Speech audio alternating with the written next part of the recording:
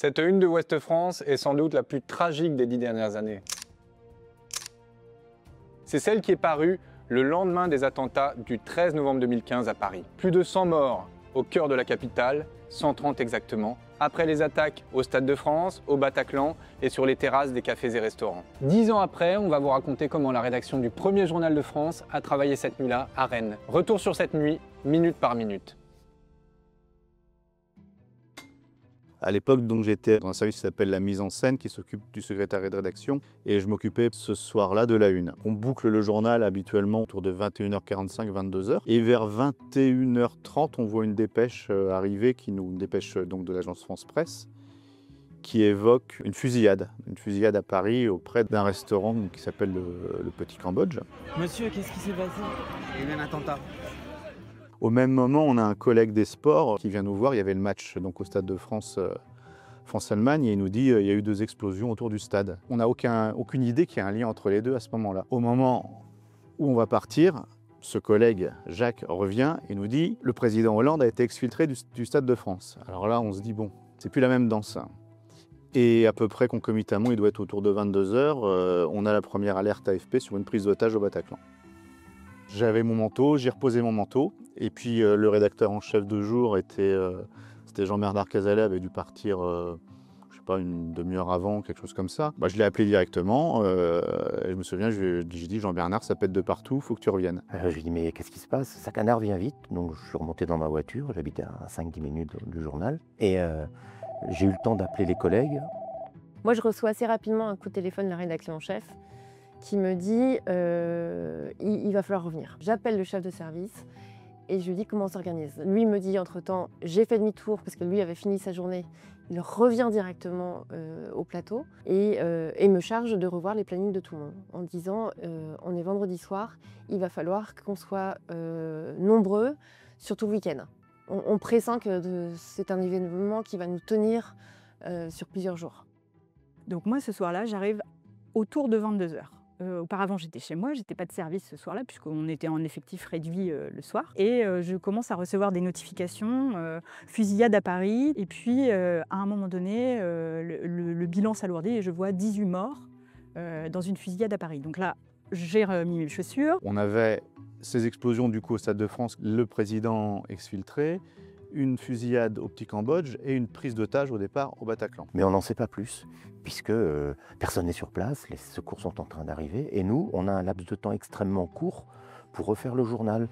La une du journal ce jour-là, c'était ça, voilà, la une était partie, et il faut absolument tout refaire. Les rotatives ont été arrêtées, ce qui est extrêmement rare. Les collègues vont faire une première série d'articles sur ce qu'ils entendent via l'AFP, puisque les dépêches commencent à tomber, sur ce qui se passe au Bataclan, et on démarre quelques minutes après, quelques grosses demi-heures ou 1 heure après, avec un titre qui est « Au moins 18 morts ».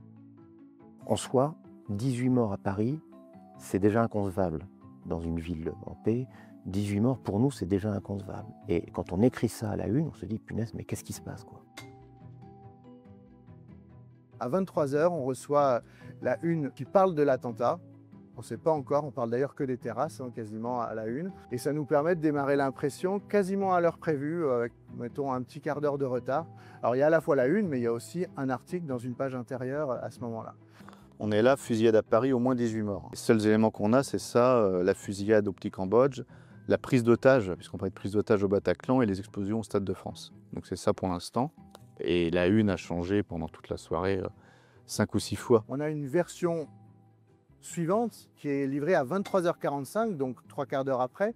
Celle-là, elle va servir 8 éditions, et cette fois, on a une page complète. Et puis la dernière version qu'on va mettre à imprimer, ça va être à 2h14, et là, ça va servir les 13 dernières éditions à imprimer.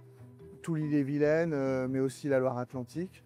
Et dans cette version-là, eh bien, on a toujours 2 pages, mais cette fois en position 2 et 3 du journal, et évidemment les dernières informations qu'on pouvait diffuser à cette heure-là. Et dans une soirée comme celle-là, le plus dur, le plus compliqué, c'est de gérer l'émotion. C'est-à-dire que les collègues arrivent, tout le monde revient, on voit qu'il se passe quelque chose de gravissime.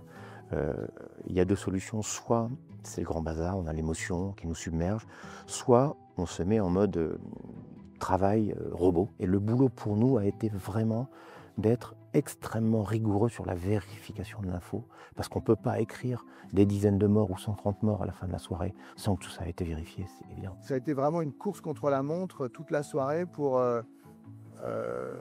faire le lien entre la rédaction qui, elle, était devant des informations qui étaient très mouvantes, ça évoluait de minute en minute, et les usines d'impression où là, tant qu'on n'a pas la page, on ne peut pas fabriquer des plaques et donc on ne peut pas imprimer, et donc on ne peut pas servir les camions qui sont en attente pour partir livrer les journaux.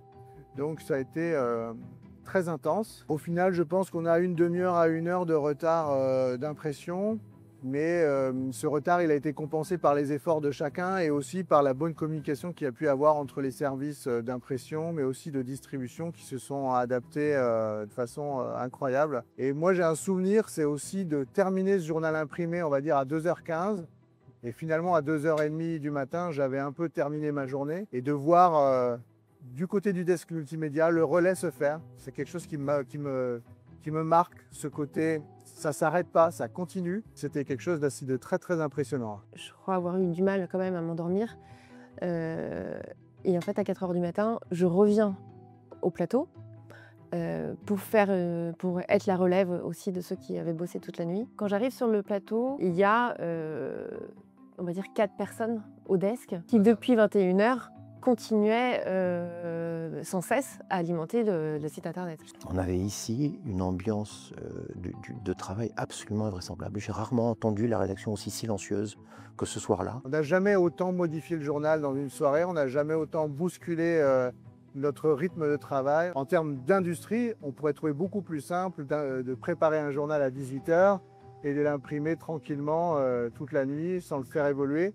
Ce n'est pas le choix de Ouest France. Le choix de Ouest France, c'est effectivement de pouvoir donner un journal le plus frais, comme on dit, chaque matin. Et pour ça, ça nous oblige à savoir faire évoluer notre journal en cours de production.